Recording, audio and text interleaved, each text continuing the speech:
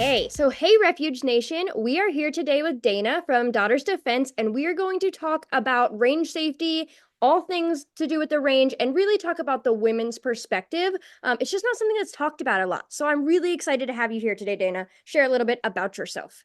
Awesome. Well, thank you so much for having me, Britt. My name is Dana Gayer, and I own a company called the Daughters Defense. And I got into firearms when I was just a wee little thing. My dad was into the firearms industry, and I never thought about owning my own firearm until 2015 when my world around me was kind of collapsing. I had this kind of mentality of like, oh, everyone has my best interest at heart. And sadly, that was not the case. And after, threatening emails, text messages, phone calls, being stalked by somebody, being threatened by them, I realized that I don't even own a baseball bat. I have no way to protect myself. So I began my journey of pursuing to purchase my own firearm. And I delved into that world, and it has been an epic journey. And fast forward to COVID, I kind of accidentally got hired at a range in South Florida. And I realized there was just such a need for women in this space. And I had a lot of knowledge and heart to truly bring to it. So that's kind of what took me down my instructor route. And I'm really excited to continue sharing that with people. I've been teaching now since officially 2021. And I have quite a bit under my belt, but now I'm at the point where it's like I'm really truly doing my own thing. It's something that Yaj really brought me to really trying to teach women how they can protect themselves and stay safe.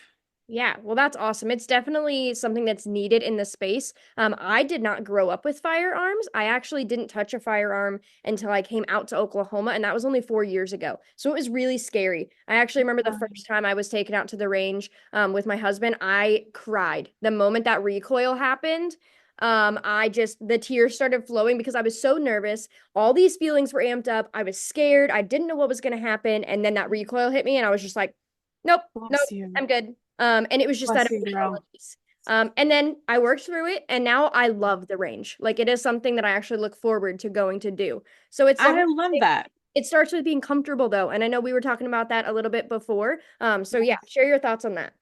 Yeah, well, the first thing I would always encourage people when it comes to not being afraid is first off, recognize firearms make noise. They're going to go boom, as I say. So don't be nervous about that. Just know it's going to happen. Having the right eye and ear protection, the ear protection especially, is probably one of the best tips to make sure. One of the things that I recommend, especially if you're a little nervous about the noise, is having double ear protection. Get those little foamies and squishies you can stick in your ears and then put some over ears on over top. That'll help muffle some of that noise.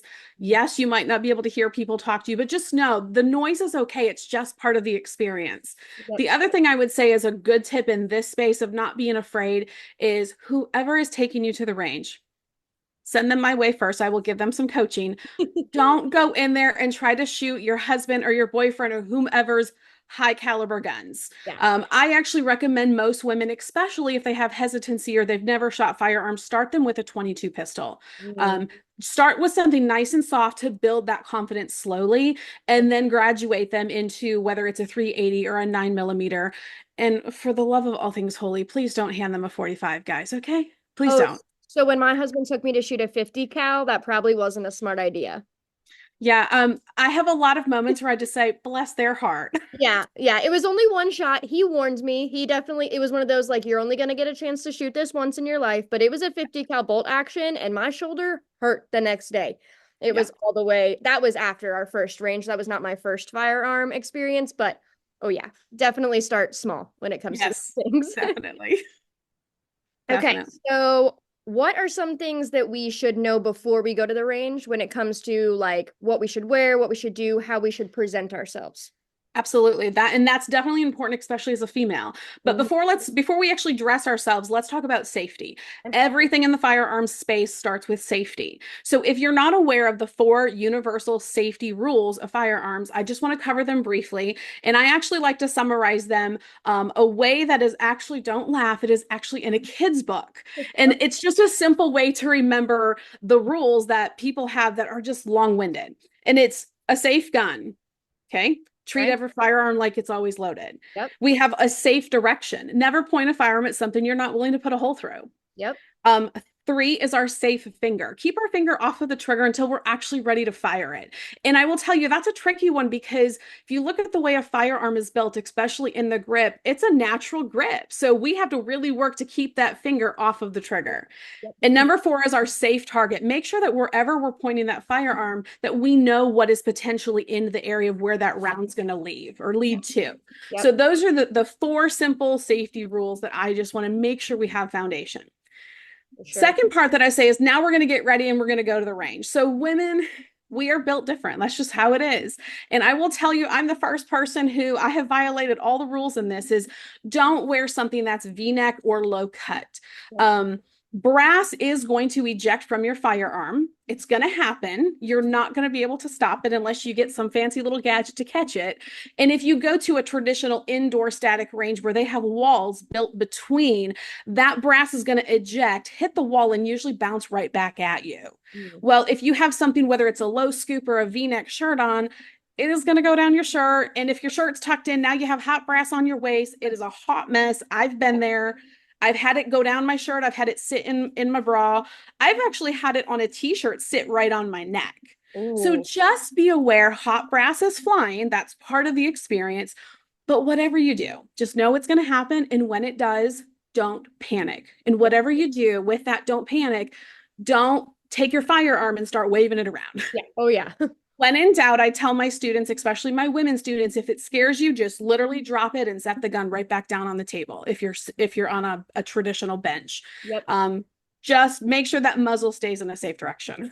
For sure. And when you say hot, it's not like third degree burns hot. Like it's Oh gonna no, be hot and you're gonna feel the heat, but I don't want anyone to think that it's like going to burn their skin, that they correct. need burn gel or something like that. So do not be Yeah, afraid that you heard her say that it was gonna be hot. It is, correct. but not going to burn you hot. Yeah, it's a toasty. Yeah, We'll yeah, call it that's a that. good word for It's it. toasty. Yep. Okay, so Awesome. that's covering safety and what we're gonna wear. What's next? Our next thing is let's be aware of what's happening around us. So, unless you are a fancy person and have your own range at your house, or you have a friend who has their own range, you're actually going to be around the general public. And we don't necessarily know what people in the general public know. We don't know if they're safe. We don't know how they're handling firearms. So, we just need to be aware of what's happening around us. And one of the things that I want to bring up specifically on this point is when we case and uncase our firearms at the range.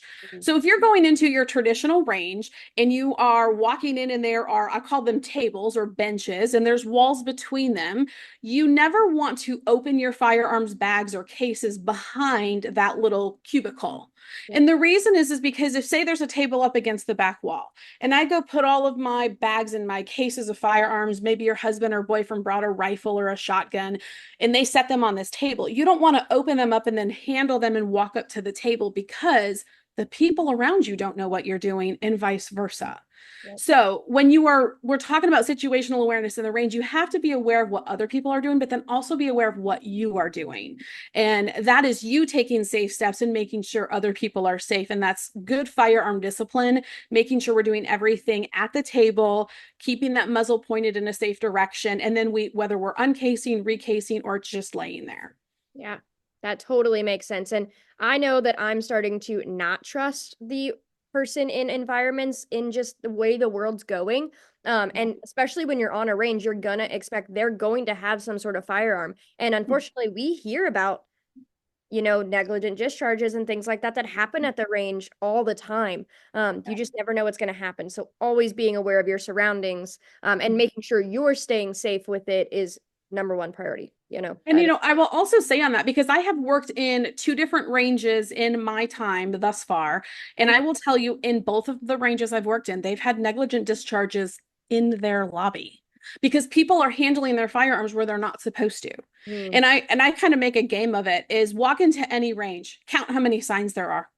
They give you sign overload because they don't want you to miss anything, but there Yep. are so many that people can't even digest them. So Yep. when I say awareness, like even just like in a situation awareness class, like I taught at the ruckus, people are not even paying attention to like how many people are on the aisle at the grocery store. What color shirt are they wearing? Yep. People are so oblivious in this day and age. Yeah, And they're going to just the as ranges.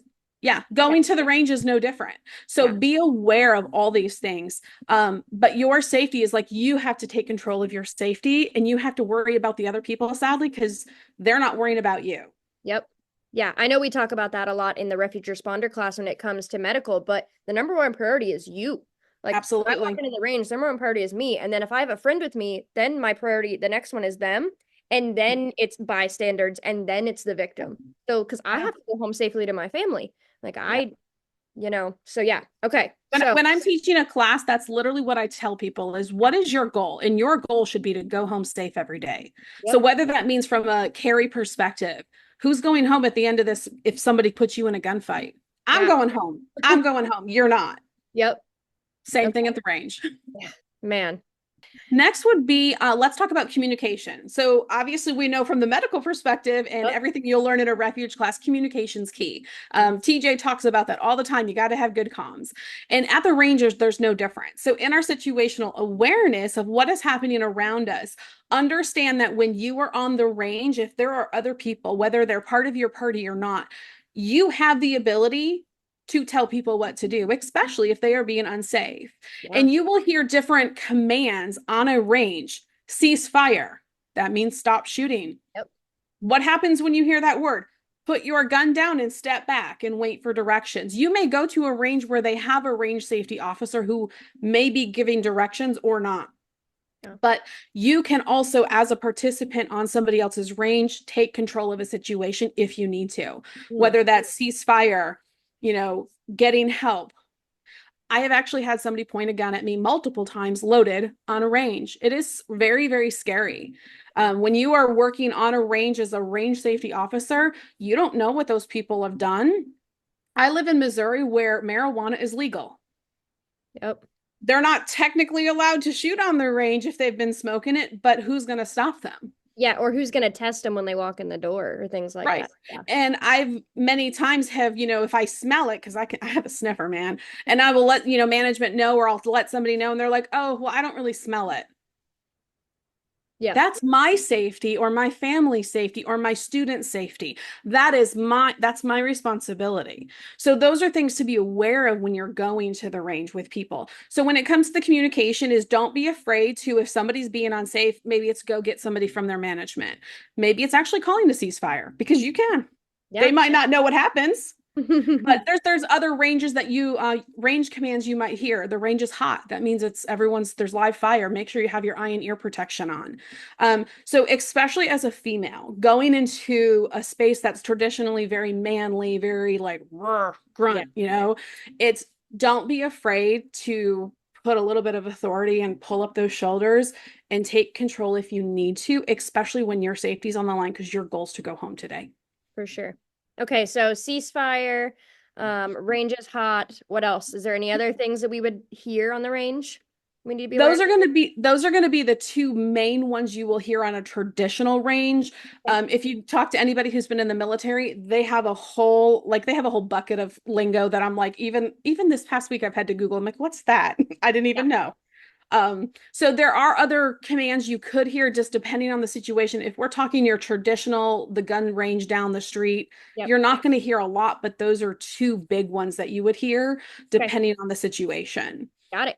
Okay, so focus on those two, know what they are. Got it. Okay, so we Yeah. got communication covered, which I think is like the ultimate key to life. I Yeah. know in marriage it's key. I know in the workplace it's key. We talk about it all the time. Yeah. Work and just life because just if you don't communicate properly and things don't get heard correctly and you don't know the intent and body language and so much goes Yeah. into communication. Man, okay, so we got that covered. What else is important as we are, range safety as a female? I would say the last thing that I would bring up that's very important, and you talked about it at the beginning, is what we would call recoil management. And that's what people talk about. Oh, my gun jumped, or it flipped at me, or it kicked. You'll hear a lot of different lingo, and we just call that recoil. When you look at a firearm and if you take it apart and see kind of how it operates on the inside, this is actually intriguing to me. The inside of a firearm is just like if you opened the hood of your car. So most women don't naturally just go work on their car. They take it to a mechanic or they have a really great man that will do it for them, right? But if you open the hood, you're like, wow, all of these lids and caps and cords and wires, and wow, there's just a lot there. There's a whole bunch of things on the inside of your gun that are the same. So it's just a lot of stuff that makes it work. Yep. So recoil management is actually going to be we're going to manage the recoil that is created by the spring and then the power of the round when it actually releases that bullet out of the barrel. So the biggest way to manage that recoil is having a proper stance and grip to manage the recoil, letting your body absorb it versus letting the gun control you.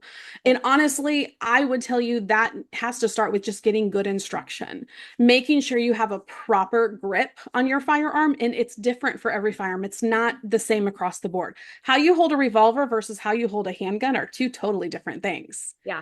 How you hold a rifle Yep. is different than how you hold a handgun or a pistol. So Yep. you have to understand good, proper technique first, and then we look at our stance, making sure your stance. Think of the fighter stance. Most people when they fight, like think boxing or Yep. maybe baseball. When you go up to the plate to hit a ball, the way you stand it, you don't just stand straight up, right? You kind of get into it.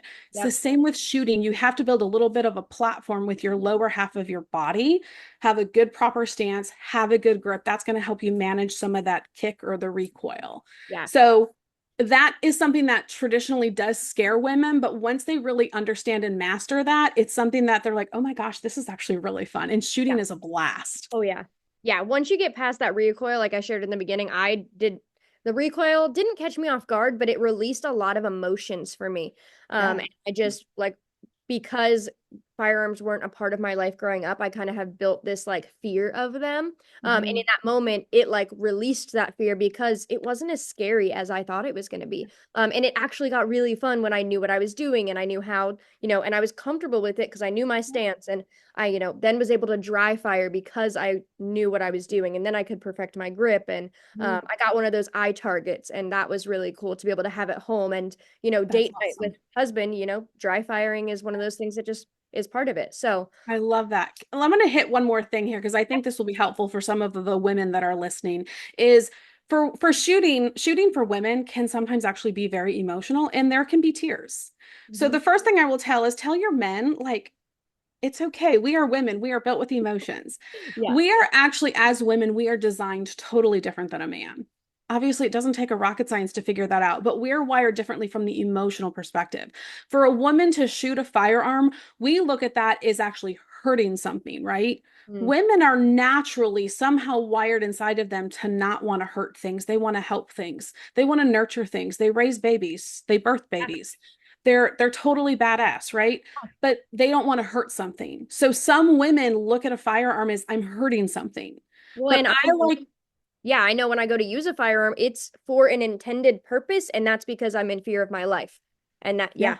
It's, And that's what I teach women is let's get over first off the emotional because cry, I'm here for you. I got you, girl. But now once we get past that, like you can do this, then Mhm. I show them, I says, but if somebody was holding your baby, what would you do?